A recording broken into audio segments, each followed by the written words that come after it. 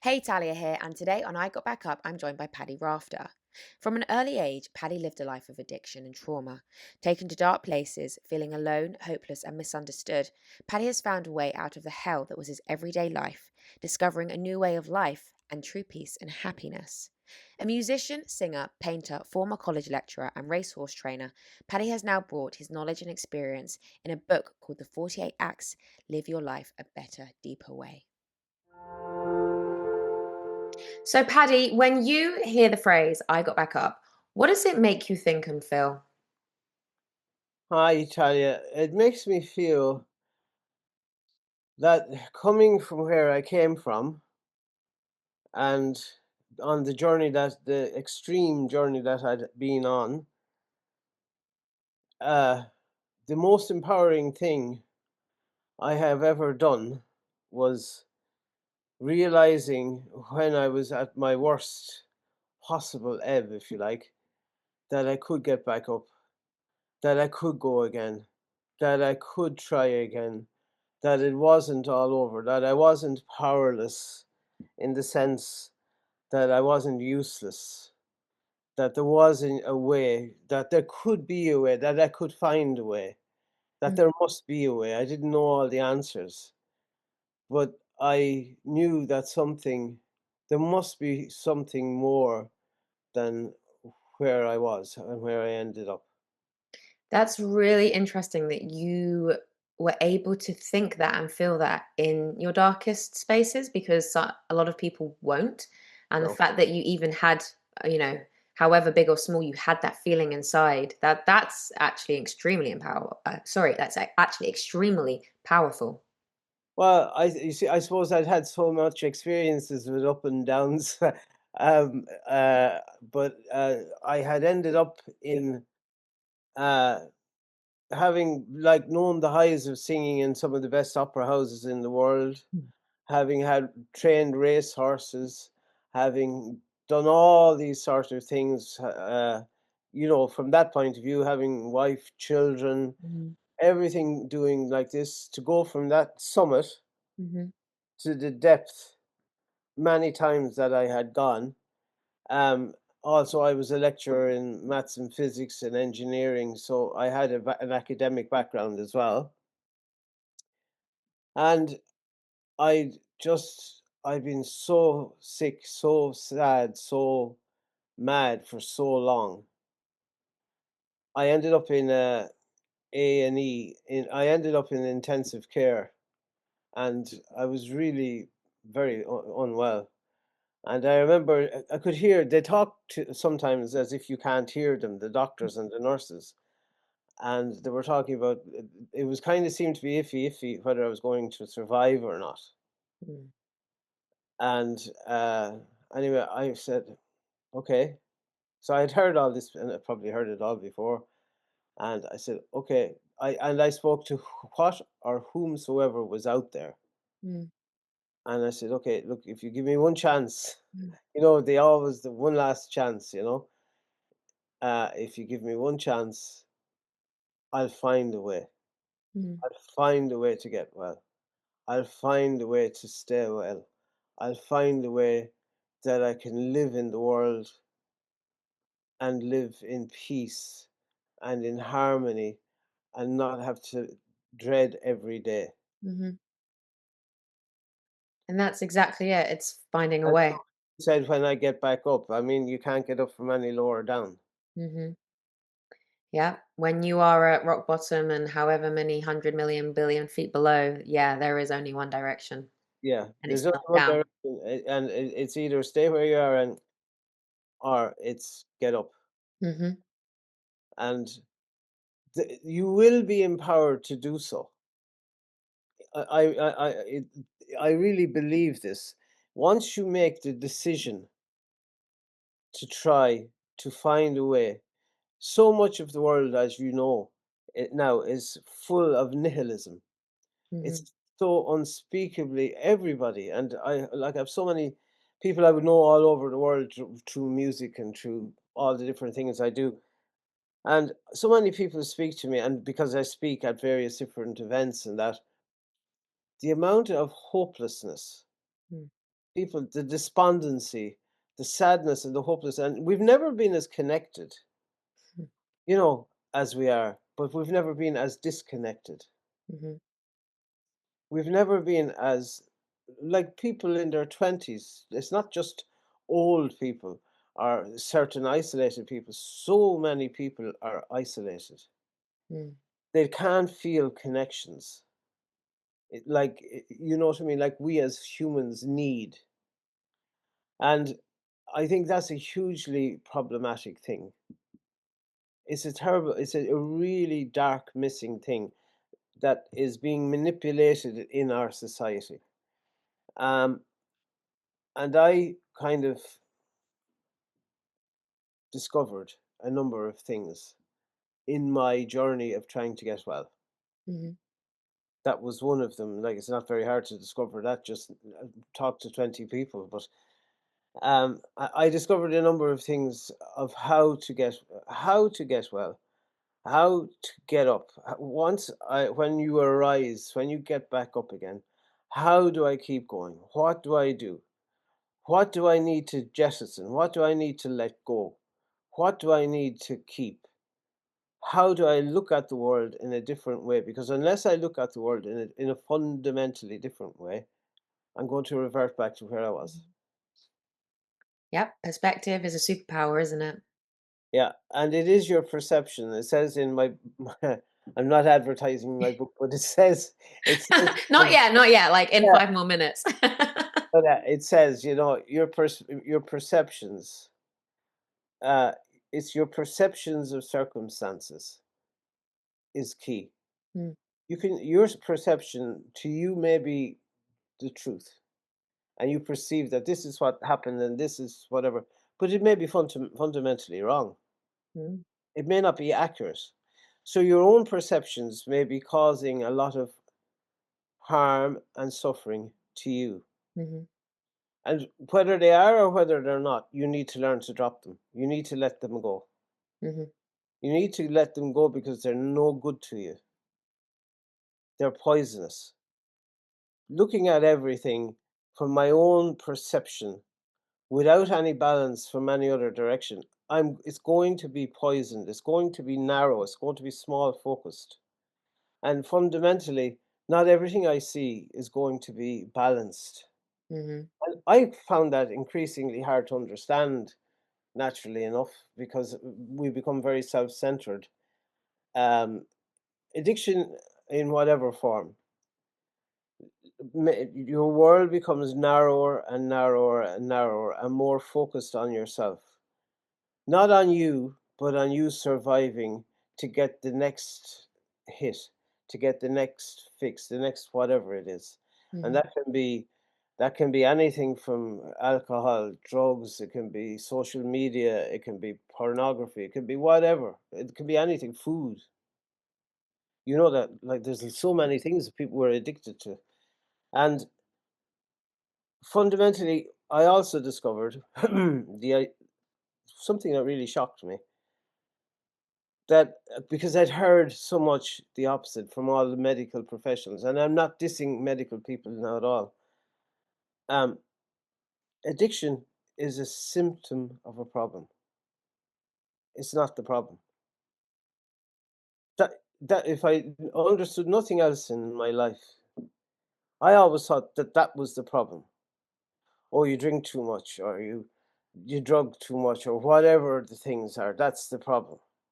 No, addiction is a survival mechanism, Mm, a way of dealing with an underlying trauma that you must deal with. So you will never get well. You will never deal with your addiction. You will never deal with all of your problems unless you dispense with that idea and you look underneath and see what is the real problem. mhm. And that single revelatory thing was the most important thing happened to me.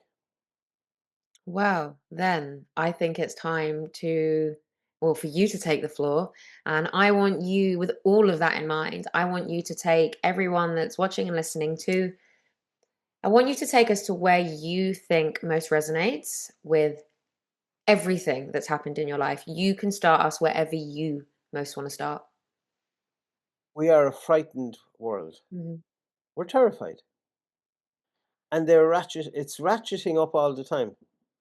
You could just like this morning, I was up relatively early. I went out for to ride out my horse early this morning, and then I went and brought out myself for a walk after the horse. And I happened to. I normally try and avoid them now. I was listening to the news. It was just one disaster after another. Like, no wonder people are so anxious. And anxiety is the thing that is in the first world, especially, Mhm.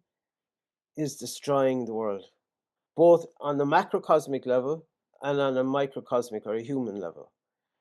We are anxiety riddled. Mm. So everybody is anxious. Everybody is terrified. Everybody's afraid. People are anxious. They don't know what they're anxious about. They're anxious about being anxious. Mhm. And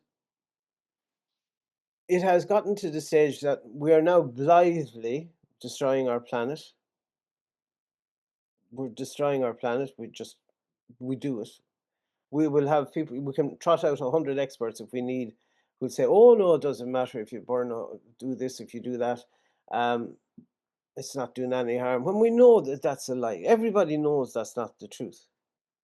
But we tell one of the consequences of the world we live in is that we can't differentiate between truth and lies. Mhm. In other words, we listen to the people that support our view of the world, which is back to my idea of perception. Mhm. Perception may be wrong, Mhm. with the result that people are so tense. Everybody is becoming more and more tense, more and more anxious. Uh, and then we have this idea of a social media world. When we live in it, you live in it, I live in it, we all live in it, and it's a wonderful thing. But one of the consequences of it is that it controls us as well, Mm. because we have to appear in a certain way. We have to look in a certain way. We have to be in a certain way. And especially with young people in teens and early 20s, though not just those, um, you fail to measure up. You become anxious. I don't look like her. I don't look like him. I'm not like this. I don't have a wonderful life like he has or she has or whatever. My life is so boring or it's so difficult. So it's all anxiety. So what do we resort to with all these things? We resort to numbing the pain away, to numbing it away. And the numbing is this constant resorting to something else to make it go away. Like you'll often hear people say, "Oh, I was out of my mind last night. Something happened, or whatever. I was Mm. at a party." Why? Why is that a good thing to be out of your mind? Like when you think about it, why is it? Like I mean, if you said that, if you went down the street and you said, "Hello, I'm out of my mind," everybody'd say, "Mm, okay, that's a bit dodgy." Yeah, Yeah. but that's a good thing. Why? And we all empathize. Oh yeah, I was out of my mind too. Why is it the world so bad? The world is not a bad place. The world is a wonderful place. Why do we need to get out of it? Mm. Because it's becoming increasingly anxious to stay in it. Mhm. And one another thing I discovered, I'm not saying I'm the first to discover these, I don't know that. I haven't heard it from anybody else. But anyway, is this idea that we're all born, in a sense, addicted. And you say, but that's not possible. When we're born, when we're children, small children, as we're growing up, we, whoever is our guardians, our parents, whomsoever, Mm. if we do something that's approved by if we do the right thing, oh, well done. So we get approval. Mhm. we're appreciated, we're this is good. If we do the wrong thing, "Oh, don't put your finger in the socket now," or "Don't burn the house down," or whatever, I'm using extreme examples, right? Then that's we're not. We're castigated. And over time, we learn to uh, differentiate between what pleases people and what doesn't. Mhm. Most people, well, a certain number of people balance that and keep it balanced. Mhm. However, increasingly, more and more people can't keep that balance. So we become addicted to the drugs of approval and appreciation. They are the most powerful of all drugs. They are the drugs that drive everything else. Mhm. So you do everything else because of those. So you want people to like you. You want to look well because of what other somebody else says. Not because of what you think, but because of what somebody else thinks. You want to speak well, you want to achieve, but it's not because you want it for yourself. It's because you need it to show to other people. So we become addicted. So then the other side of this is if people say things to us that we don't like, we become immensely hurt. Now, if we're already sensitive, or if we're already a sensitive type, or if we're already a little bit geared in that direction anyway, it has an inordinate or an overwhelming influence on us, a huge effect on us. So the world becomes much more dark place. So, for example, I'll give you an example. This genuinely happened to me. I was singing in a big concert in Italy, Mhm.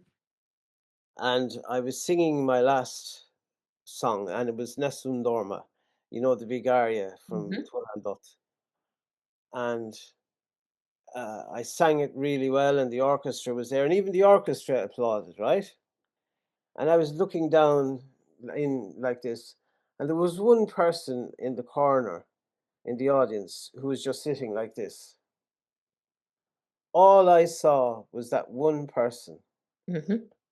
Never saw everybody else. I just saw that one person. I Mhm. can still see that one person. That's not balanced. That's my needing everybody to like me for my sake, for my for to feed my outer ego, Yep. my false self, Mhm. not my true self. If I had I didn't know these things then. Do you know what I Yeah. mean? I wish I had known them. I wish I had known them then. But then the only way you could discover these things, Mhm. my case, was to go on the terrible road I had to go on to discover all these things. Mhm. So now, if I was there, I couldn't give a monkey's who's to who didn't. Do you know what I mean? Yeah, I But do. it's a long time to get there, Yeah. and that was really devastating to me that time. I said, "Why?" And I went around in my head, "What did I done wrong? What did it's a load of Mhm. nonsense." Yep. And this leads, I think, in our whole makeup, in our whole. So many people I speak to are so distraught, and they're addicted to different things, or they're just nihilistic. They're addicted to nothingness, to Mm. hopelessness. What is the point? What is the point? I hear it's no, but so many people have lost hope. There is no hope. What is the point? If I do this, then this. I'm never going to do this. I'll never do anything. I'll never be this. I can never achieve this, or I can never do that. So there's no point in doing anything. And that's where we've arrived in the world Mhm. today, Mhm. as we speak. Mhm. And when we've arrived in that kind of a place where nihilism is, then you can commit any sort of monstrosities that you wish, because nothing means anything anyway. Mhm. And you just need to turn on your TV, as I said, for 5 minutes, and you will see that this is so. And you may say, oh, well, we've always done these things. And yes, that's true. Yes, we have. But we're meant to be an evolving species. We're meant to be a species, Homo sapiens sapiens, as we are meant to be evolving. So, where we were 2,000 years ago, 4,000 years ago, in many ways, we have remained static. We're just a very technologically advanced Stone Age people. We haven't advanced in any, yes, we have very big guns. We have very good bows and arrows, but we're still the same. We haven't evolved in any way of knowing, of unknowing, of awareness, of emotional intelligence, of understanding who we are as individuals. Mhm. Because our whole society is geared towards us being productive, Mhm. being pots, to being little spanner, to being little cogs, whatever word you like. And people are starting to rebel against that, whether they know it or whether they don't know it. And this is, for me, a fundamental problem that we need to address. Mhm. And so that's my take on where we are in the world. Sorry, it's not very. No, I do think there's a way that again, you said, as I rise up. Mm. And there's a good analogy there, Talia, because we could equally take it to the world. You know, we can't change the world until we change ourselves. I Mhm. can't change you. You can't change me. You can't change anybody else. Mhm. But you can change you. You can change and do the things you want to do yourself, as I'm sure Mhm. you've done. And when we learn to change ourselves, those around us change. Yeah. And then we can begin to change our society for what we may see in a better way. What do you think of that? When you change your internal world, your external world changes, and Yes, I completely agree. So there's a lot of the time when you're sitting there and you're thinking, why is my external world or why is my life not shifting or changing into the way I want it to be? Because if you haven't done the work inside, yes, it's just not gonna happen. It might dip in and out, but it won't last. It will only last when you really do the work inside. So no, I 100% agree with that. 100%. And yes, yes, other people change because you are you're the product as well of the people around you. So if you're surrounding yourself with very specific types of people, yes. you're going to stay in one frequency, one level. If you surround yourself with different other kind of people, you start to see changes in yourself when you're around people as well, and Yeah, that's what I find fascinating. I really think so. And it's also, I'm also a physicist, so I really believe this. So I don't have the physics done on it yet, and I hope to do it. I really believe that there's a physics element to this, in that, um, and be as clear as I can and concise as this, it's the energy. We're all energy. So Einstein's famous equation, E is equal to mc squared. Energy is equal to mass by the speed of the light squared. But you can equally put it the other way and have mass. So mass is energy. So you and I fundamentally are just packets of energy. Hmm. Are at the moment we are in a mass state, but we could equally be just energy. Really and truly, we could. Hmm. And I could do an experiment and I could show you that this is so. So, if I change if I am in a certain way of thinking, I haven't the words, I haven't it fully figured out yet how to explain it. I look at it this way: we become negatively charged. Yeah. If I can change that negative charge to a positive charge, Hmm. then it affects me, Hmm. the inner me now, not the outer me, the inner me, but that positive charge attracts other things around it Mhm. because I have changed it. Not because I've done anything to bring them to me, but by me acting on me, they come, it will come and it will change. I really believe this because I've seen it, Yeah, no, I believe it as well. you know? And so then we can say, well, how can we transform society? How the world we live in?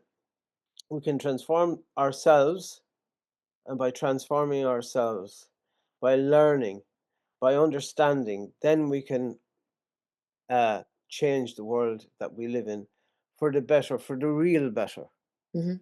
where so that people can live in it, so that we're there for our one of the it says in can I just explain this for a minute, Yeah, please? you Just can go and explain it. a Just minute. if anyone's listening, just to make a note, we both held up his book and it's called The 48 Acts. Live Your Life a Better, Deeper Way. We both held it up at the same time. Let's look at us together. So the one of the acts in the 48 acts says your life is not about you. Mm, And we all think, oh, it's all about me, it's me. And everything on today in modern world is, yeah, you buy this, you look better. This, you eat this, don't eat this, buy this car, get this, do this, do this. It's all about you, you. But that's your outer you. That's a false you. That is never going to make you happy. It's never going to make you happy. All the things you'll just want more. I can speak from personal experience mm, and from meeting so many people. It will not make you happy. mm. I've had Ferraris, I've had Porsches, I've had so many different things, done so many different things. I don't want to go into them all, but lots. All I ever wanted was I want the next one. Yeah. You want the next high, the next fix, the next external validation. Yeah, external validation. Mhm, So this is back to our addiction to approval and appreciation. mhm, Because mhm. I felt, wow, God, look, she looks fantastic now. Won't everybody? So this is the thinking. Won't everybody else think I'm great? Think about this. This is the way that um, I was thinking. So if I meet somebody, it's how I will look if I am with somebody else. Yeah. It's not about them at all. So what a selfish way of looking at everything. What an incredibly sad way of behaving. Mhm, It's mhm, all about me. Does that bring any help or joy or peace to anybody? No, it's disastrous. Your life is not about you because it will never make you happy, the inner you. If you look at your life and make your life not about this false self, mhm. but the inner person, the inner you, and you find out who you really are, not the appendages and the external things that you have outside of you. And you go and look, as you said, do the work, but it's really go and look and take the time to because you deserve it. This is where you really do deserve it. And it costs you nothing. Mhm. And find out who you really are. You can deal with anything, no matter how bad it is. And that's why I wrote the book, The 48 Acts, was to give having gone through the journey that I've been on Mm. and the incredible ups and downs and the fact that I could come back and the fact that I could do the things that I wanted to do that, but they don't mean that I don't cling to Yeah. any I don't cling to anything. Nothing I don't need anything. I do something and or I try and help people. I really this is genuinely the truth. I wrote this book to help other people. I don't care. I don't need money out of it. I wrote it to help if it helps one person to make their life better, then my work will have been done. It's like you've listened to me before because that's exactly what I say about this show. Like nearly like I pretty much word for word. It's exactly Right. what I say about this podcast. I say, If there's one person out there listening to this episode today, and if this episode is the one that gives them that glimmer of hope, that tiny bit of light in total darkness, and enables them to start changing their life, then it's my job done. Because like you, I know what I've been through. Yeah, and in your case, like you've had your own Mm, difficulties and your own journey, mm-hmm, and like you've made along, and you've done a lot on your journey back, mm-hmm, mm-hmm. which can't have been easy. No, it's no, absolutely not. But the point when you mentioned about the authenticity, finding out about yourself, who you really are, what you really love, the things that make you happy as a person.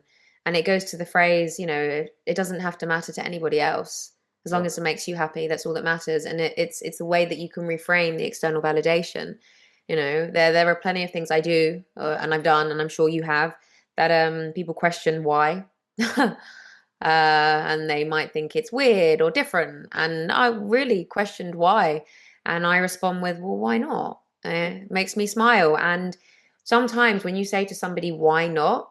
It's like they've just been like slapped around the face. I mean, you haven't actually physically done it, but it's like you slapped them around the face because they genuinely don't know what to respond sometimes. no, Because it's just like, wow, somebody's actually doing something that makes them happy for themselves, yeah, and they don't really care what anyone else thinks about it. exactly, and that's the whole point. And it took me a long time to get to that spot. It took Mm, me a long time to stop validating myself with the opinions of others. yeah.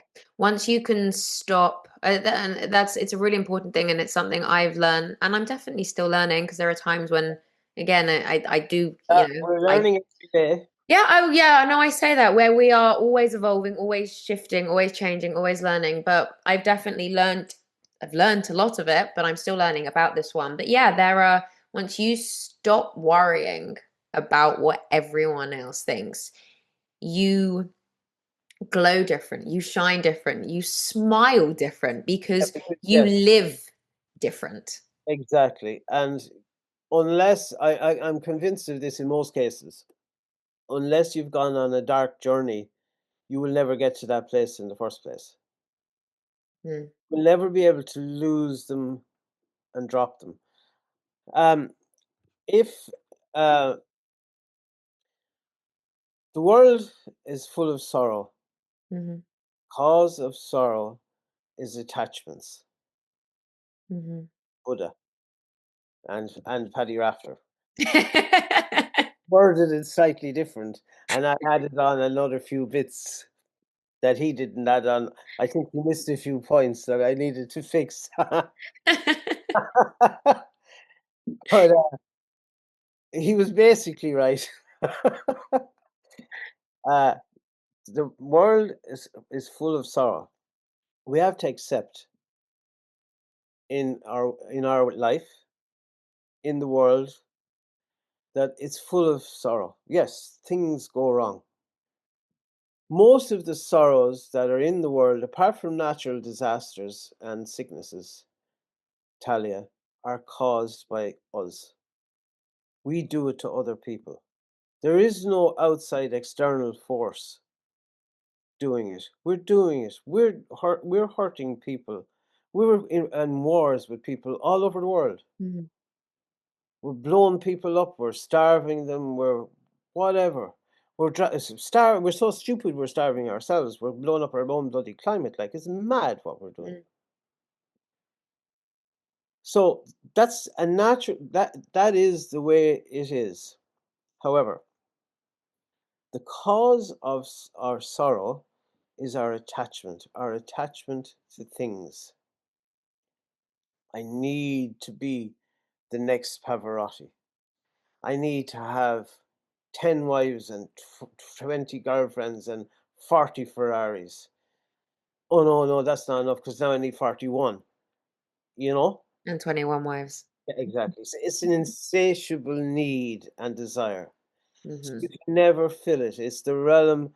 It's a realm of an empty pit that you, no matter what you put into it, it is an an unanswerable need, an unanswerable need that can never be assuaged, right?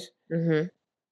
The uprooting of all sorrows, or the getting rid of our sorrows, is to drop our attachments, to let go of this desire, Mhm. to let it go. I don't need it. I don't need validation. I don't need all those things, because then you can look at the things that you're really doing to yourself. And this is where I start to really talk about this. Um, the self judgment, the self hate, the shame, the guilt, the not good enough, the all these things. You doing that, we are doing that to ourselves. Mhm. We're bringing this to ourselves. We are hurting ourselves in our uncaringness about ourselves. Mhm. If you thought about it, Mhm. like you wouldn't do it to anybody else, the things we do to ourselves. Mhm. We judge, oh, I should do this, I should have done this, and all these things. And then all the things we did in the past. I could write literally books, a wall of books of what the things and that I regret. And I can tend to forget all the things I did that were good. Yeah. All the memories of the regrets, all the times. And yes, there are many regrets and there's many things, but I have to learn to let those go. I have to learn to forgive myself and let them go. Because if I don't let them go, they will fester and they will kill me. They will destroy me. The only way I can let them go is to say, I understand them. I have to examine them. I have to look at them, take them out one by one. If I knew then what I know now, I probably wouldn't have done it. Mhm. So why are you constantly beating yourself up over stuff that happened in the past that you can't change? And if I could change, I would have changed it anyway, and I would not have reacted in the way or done what I did. What, excuse my grammar, did what I did then. Let it go, and never have let it have power over you again. Mm. Cease, as it says in the book, cease to identify with these things.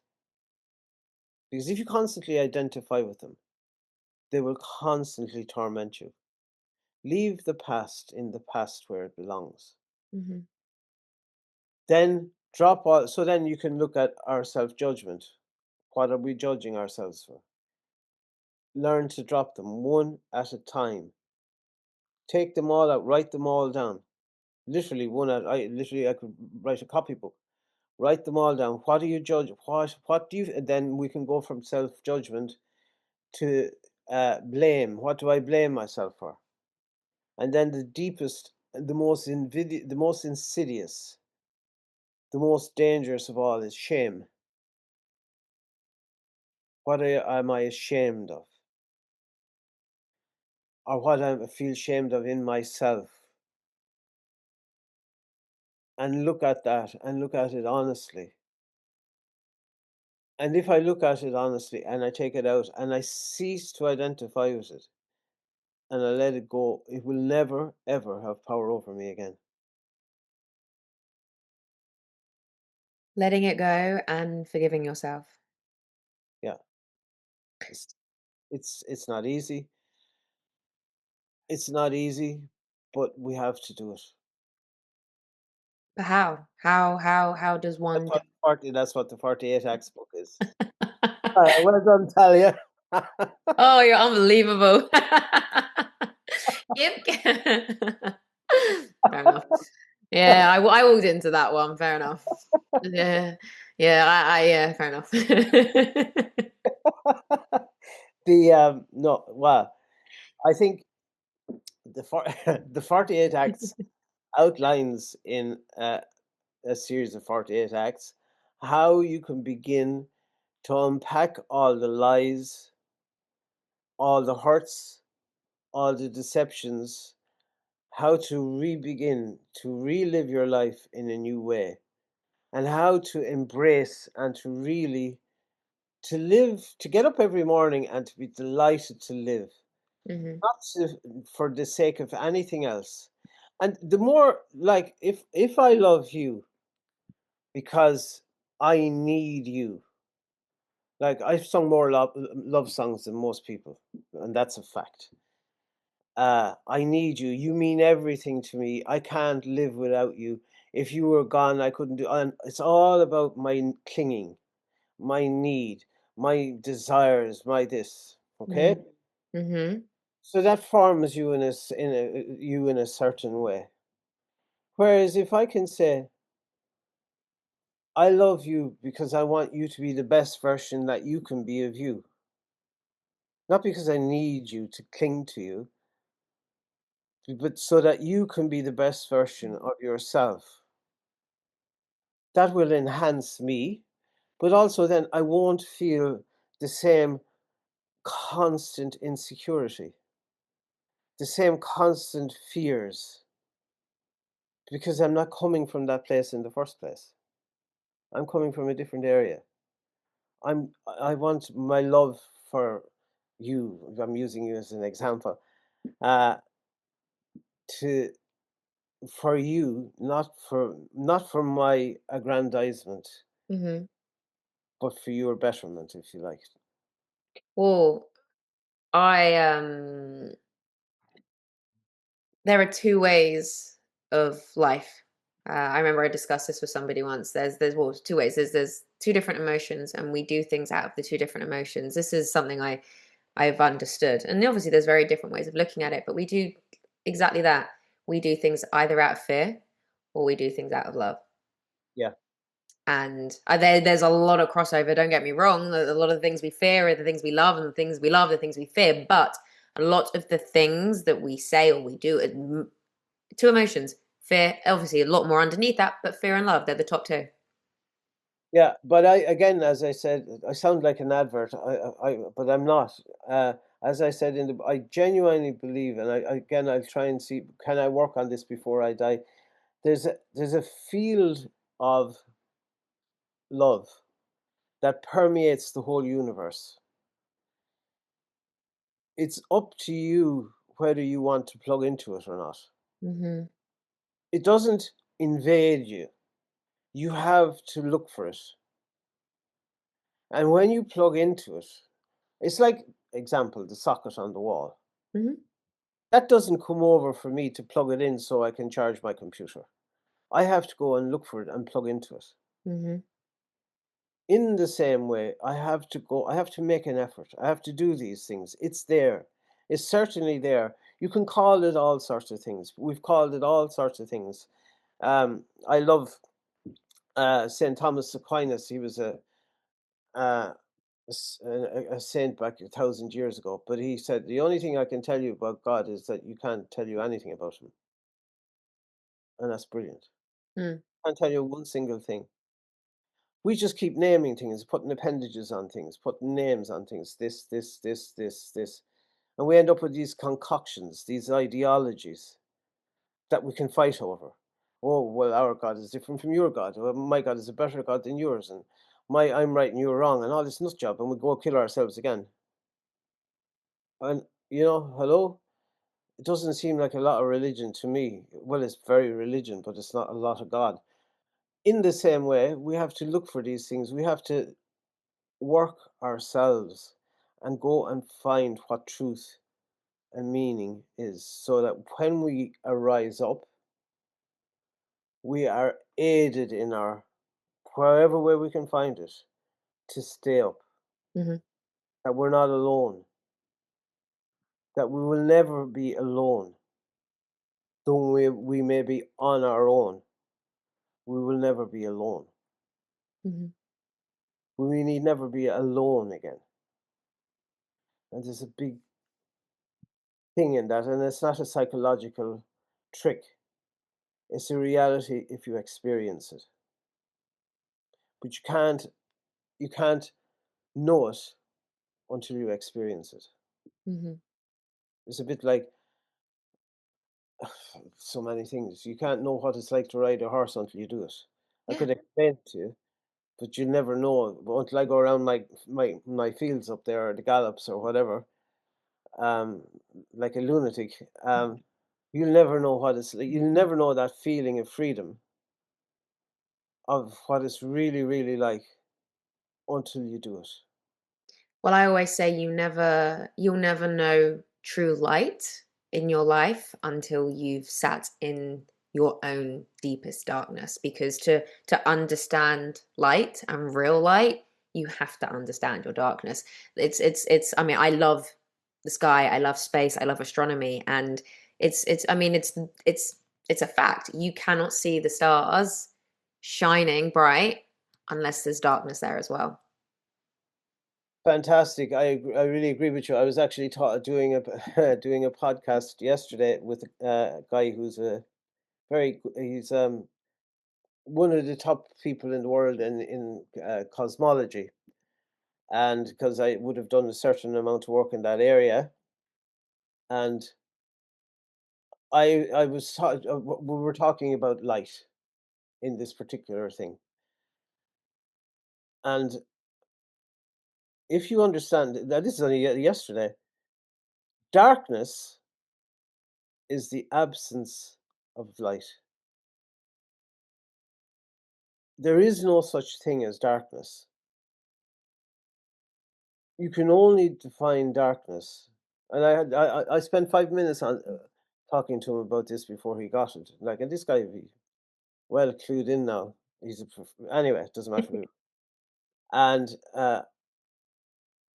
darkness is the absence of all light. There is no darkness. Mm. Only when light is taken away. Similarly, in our lives, Mhm. when we are in the darkest place, it's because all the light has gone for whatever reason, in however way it has done. Mhm. And our way to arise, as you say, to resurrect, to lift up, like this is an old story. It goes back to the early Egyptians. This idea, and the idea of the phoenix arising from the ashes, and goes back to beyond, even earlier, to the ancient Sumerian. You can read it in the first book ever written in Sumerian. The same idea of this being born in you, this arising up. It's when the light comes, when we can bring the light back in. Mhm. It dispels the darkness. Mm. Why does it dispel the darkness? Because the darkness is the absence of light, and it's in our soul. It's in us. The darkness is when we can't see through our perceptions, as we said a long time ago. Through our perceptions, we can't see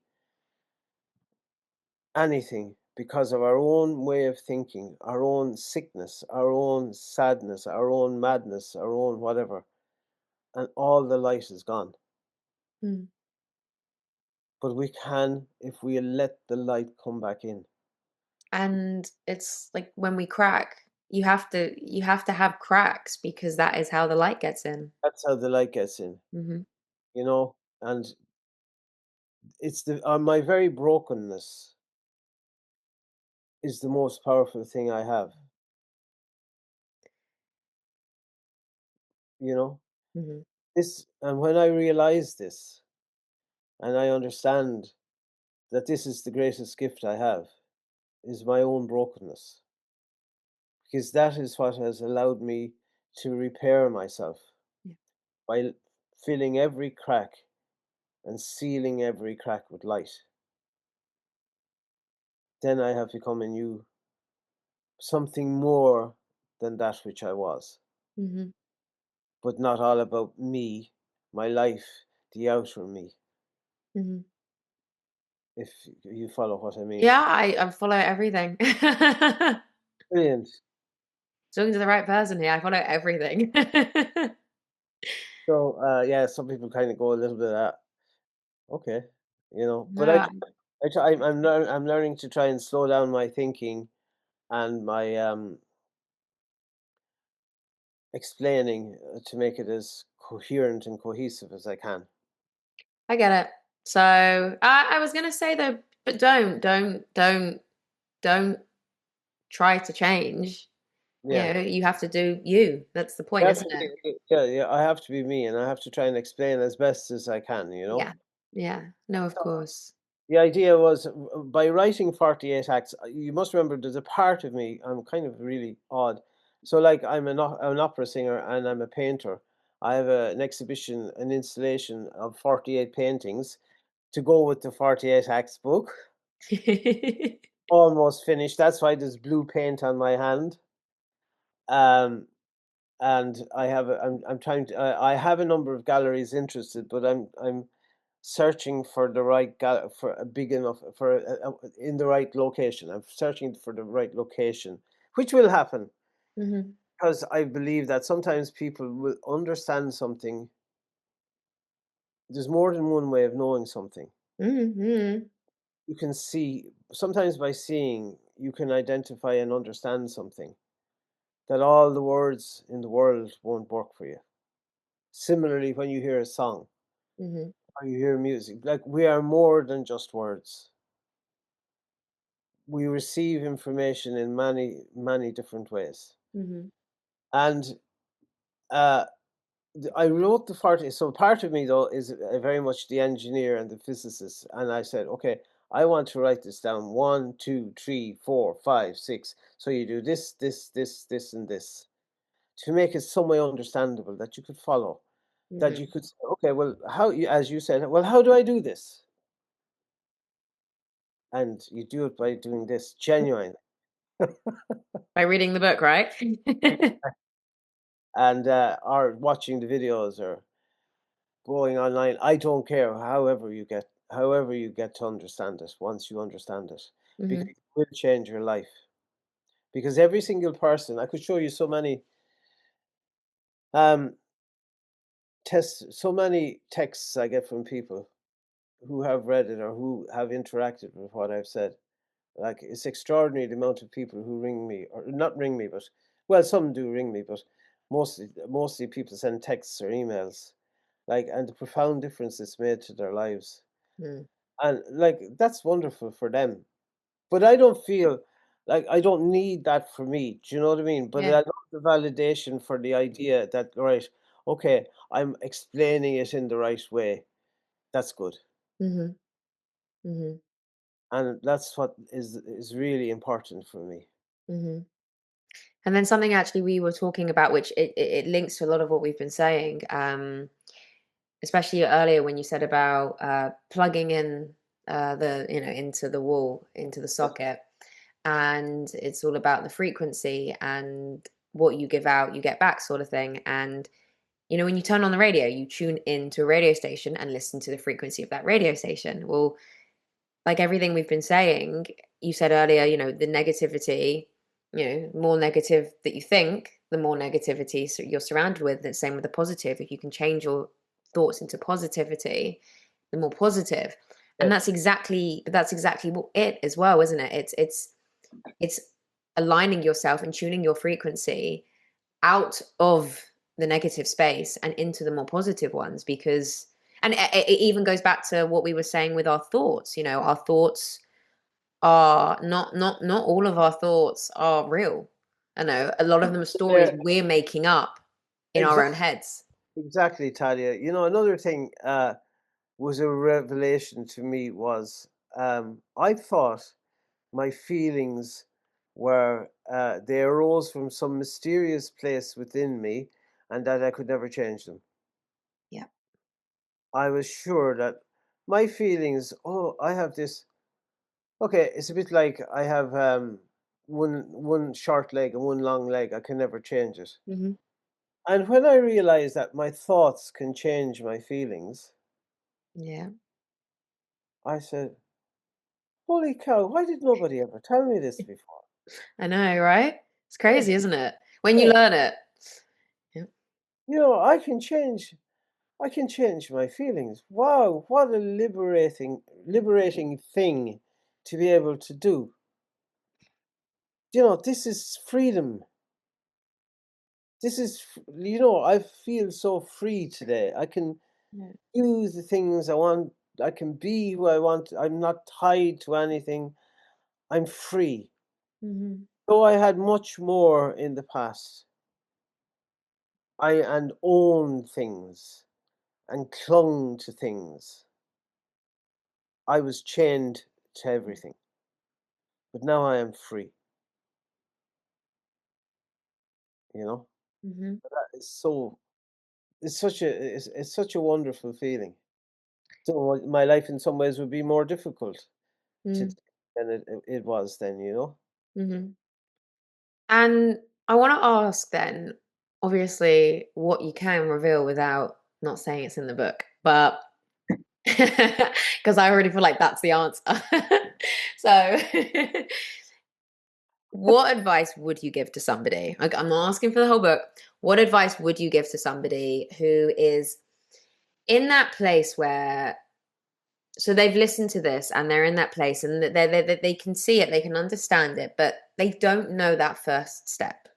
We've spoken about changing your thoughts, your perception, your the negativity, the positivity, your frequency. It's there. But what's one step that someone can do to just kickstart it? Because it's a journey, believe me, it goes on your whole life. Yes, it does. It's a journey. The first thing is to say that's okay. It's okay. If you've reached where you are, if you are where you are and you have you have seen that there's something you need to change, Mhm. you have already begun. Yeah. Once you see that there is, um, I, I, I could read it, it's Act 6 or 7, but when you realize that it's you who need to change, that something needs to happen, then it will be easy for you to change. You will say, "Oh, well, you become overwhelmed, and how can I do this? How?" No, none of that is true. None of that is true, because then you will say, "Okay, what can I do to change me?" Mhm. Huge question. Once you've realized if you want to change, that's hugely transformative. Mhm. The actual things of finding what you can do are simple. Most people go through life asleep, unaware, ignorant. If you've woken up and you say, okay, there's something wrong, and you say you may be in a very bad place, you may have lots of things going on, you may have bad stuff, but if you have woken up, if you've become awake, then it's all worth it. Everything else is worth it because you will never be the same again. Once that thought comes to you, you say, okay, I realize I have this going on, or I have that going on, and I need to do this, I need to do that. And you've learned, oh, well, I've never done this before. No, you haven't, because you're looking at it differently. You will find, when the way is ready, you will find the teacher for you. The key was when you decided you wanted to. Once you accept it. But if you don't want to do that, all the talk, books, things in the world are not going to make a blind bit of difference. Mhm. I agree. I agree. You can spend God knows how much money on therapy, and you can spend however many hundreds of thousands of hours in therapy, as an example. Yes? But if you have not accepted what you've just explained, and you've not accepted that in yourself, and you don't really feel the need to change yet, then none of it Yeah, waste of will time. happen. None of it, yeah, none of it will be any way beneficial to you None. until you finally accept I need to change. You really feel it. Yeah, look, I could tell you so many stories about that, but people who I remember one time long, long, long time ago, being in a locked up ward in a psychiatric hospital. Um, and all I could think about was when I was in this ward, and this was genuinely Dickensian, with bars on the window, and I was looking out the window, and I was saying, "They've put me here. I need to get out so I can drink some more." So nothing nobody said to Mm. me was ever going to work. Yeah. The day I realized that it was I who had put me there was the day I started to get well.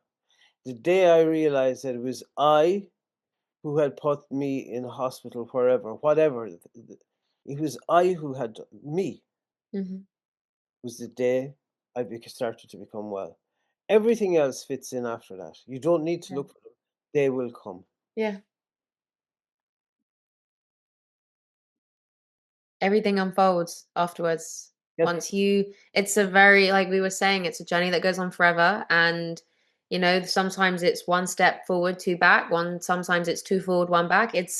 But it's a constant cycle of up and down, and I one of my favorite phrases is "new level, new devil." Every time you level up, you're gonna face something new that you want to, not even need to, you wanna get through. You want to get through. That's the yes, difference. yes. And but the difference is we can take those challenges as we become more and more well, as our thinking becomes more clear. Mhm. We can face challenges with a renewed. So I'm not advocating we lose ambition. No? Far from it. Or we lose wanting to do things. I'm saying we do them for the right reason. Yeah. So yes, I want to do this. I want to. That's yeah, that's good, provided it's balanced. But nothing in my life was ever in balance because I want to. Just like you said earlier, whatever I want to do, I want to do it for me Mhm. to see what can I do because I like it. It's for the crack, you know, for the fun, or whatever, because it pleases me. It Yeah. gives me uh, a good feeling. Mhm. That's all I need. Yeah. Because I want all those people to think I'm good. I don't give a monkeys, Yeah. and that's liberation. Mhm. What we're talking about here fundamentally is liberation, freedom. Yeah, and actually, with all of that, of what you've just said, exactly this. So, and I've mentioned this before, but before my accident, I used to feel that something huge, major was missing from my life. And I couldn't figure out for the life of me what it was. I didn't know if it was a specific job, a specific relationship. Was I meant to live somewhere else or a different country? I couldn't figure it out. And I tried, but I couldn't figure it out. Had my accident. And it was about a year and a half later, I realized that the thing that was missing from my life Is was you? me. Mhm. Yeah, I was missing. we're on the same wavelength there. Yes. I was missing from my own life. So liberation, the freedom, everything you just explained in those, those last few minutes, I get it because I realized what I was missing and it was just I was missing me, just me and my own life, how I was meant to live, the things I wanted to do, the things that made me happy, the authentic me was missing. Yeah, for you. So we've become actors in our own drama, Yeah. living for other people. Yeah. And that's a false life. That's why your life is not about you. Only when you understand that can your life be about you. Mm. And and also this idea of unknowing that I can hold two contradictory ideas in my head that I don't need always certainties that if I always need to be certain and right about everything, always I will end up in conflict. Yeah. Because my perception may not be right. Yeah. May not be right. I mean, and we can everybody. So give myself the freedom, give myself a break. You know, be, as you said, and so eloquently, be the main star in my own life. Mm. 'Cause I certainly wasn't. I was the guy who was acting. I was this. I was everything. I remember I was singing. I thought I was a great guy. About 2000, I can't remember, 2007 or 8. I was singing in the Milan Fashion Week. It's a big deal, Mhm. and I like it was amazing, and it was everything.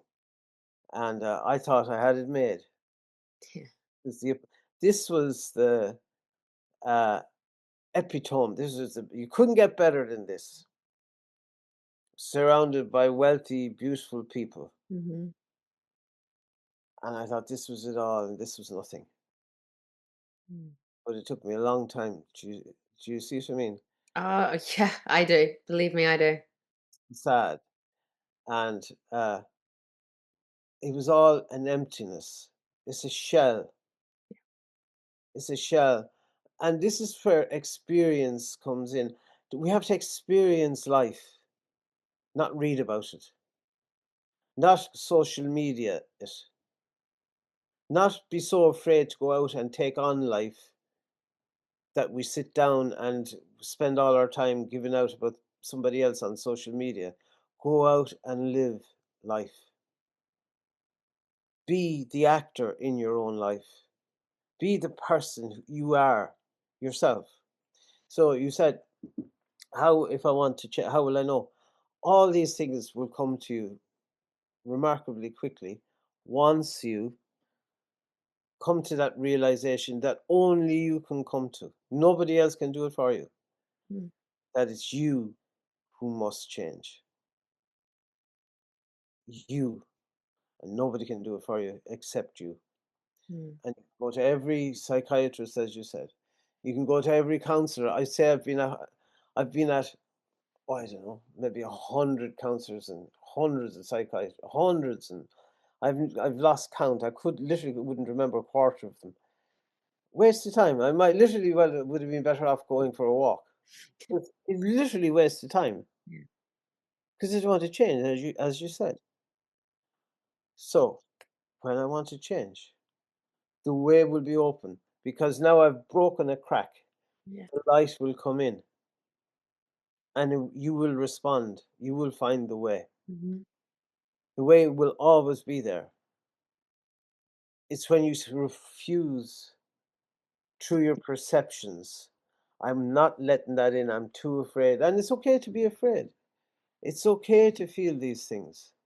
But just let a chink in. Just all you need is the tiniest chink of light, Mhm. and you will be well. Mhm. There's always hope in the world, in a world where we're sold a world without any hope. Mhm. And I think that's it's so important to bring back, and people will almost laugh at you nowadays when you say there's hope in this world. And they will spend half an hour telling you why there's not, Yeah, they will. and they will. Genuine. I've heard it so many, blah, blah, blah, blah. There is hope. There's always hope. The people, by and large, are decent. People are good. It's their ideologies and the way their perceptions that are causing the problem. Mm. Their addictions to approval, their addictions to appreciation, their addictions to affirmations, their addictions to all the A's, if you like, for external validation. Mm. Drop all those and you will be free. Mm. And there's no money, there's nothing in the world better than that. Mhm. And I really know this. But you couldn't know this unless you had experienced it, could you? Nope. You know, Nope. and so this is so the reason I wrote the book, really, genuinely, was to try that if I could help one person, Mm. I think it'll help anybody, but to live a life in a deeper, better way, but how to do it in a Yeah. simple way. That's the whole point of it. Yeah. Yeah, absolutely. Well, that is an absolutely beautiful way to finish this episode. And you know what? That just with all of that as well, we were saying there is beauty in every single day. Again, it's the way you look at your day, you look at your life, you look at every moment that happens, the way you frame a narrative. There is beauty in every day. If you open your eyes, you'll see it. Yeah, it's wonderful. I can look out. I have two horses grazing in the lawn because I'm too lazy to cut it with a lawnmower. It's full of trees, the birds. It's beautiful. Yeah. Like I would always look out and I couldn't see it. Yeah, exactly that. It's there if you look. It's everywhere. It's in Yeah. the center of London. It's wherever you are. Go look. If you look for it, you will find it. Yeah.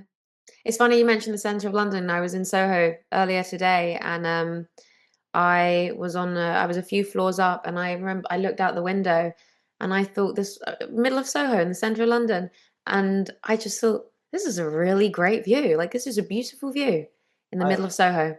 I agree. I love London. I used to did a lot of work down in the Opera House in Covent Garden, Mhm. and I used to love walking through the parks. I stayed for off and on for years in Chiswick, Mhm. and I used to love just the interaction of people and the flowers and the trees, and go up to Hyde Park, and like you can find beauty if you Yeah. go anywhere. Yeah, you can. But if you're n- if so, but you need to change your outlook, Mhm. your negativity to positivity, and it will really happen. Mhm. It really, your world, your life will be transformed. You will never be the same again. Yeah. There is actually no going back. Like genuinely, there is no going back. No, none. So, is there anything else that you would like to share before we wrap up? I No, do want to no. know where you can get the book. I want you to So tell it's on us. at the moment. It's on my website, Mhm. uh, paddyrafter.com. It's on Amazon. It's in some bookstores. It's if you want the book, all you need to do is type it into your search engine, and you'll get it. I love it. Well, there you go. You heard it. Just put it into the search engine. The 48 Acts by Yeah, Paddy Rafter. exactly, and you'll get it. Amazing. So, is there anything else that you want to share before we wrap up today? It's lovely talking to you, and it's lovely to talk to somebody who's aware and who understands what I'm saying. That it's not Mhm. an exhausting exercise of me literally peeling back layer after layer after layer to try and make points, Mhm. explain something. You get it. Mhm. It's so good for me to talk to somebody like that, and it's been wonderful to talk to you. Yeah, and you too. It's been amazing to talk to you as well. Thank you so much for joining me. Yeah, I know. I really loved it. It's refreshing, Thank you. Thank you very much. refreshing and hopeful. Hmm. Well, that's the key word, isn't it? Hope. Yeah, it is because that's what they want to take away from us in the end of the Mhm. day, our hope. And it's the one thing we must cling on to. Yeah. And this ephemeral thing that's indefinable, but so essential for us as humans. Mm. Hope. Yeah, exactly that. Hope. Thank you for being here today. Life will knock us down, sometimes hard, and sometimes more than once. And when it feels impossible, know that your story isn't over yet. Sometimes, when everything is falling apart, it's really falling into place. You have the power to rise, to heal, to make magic, and to evolve. And you have the power inside you. We all do. You have the power to get back up.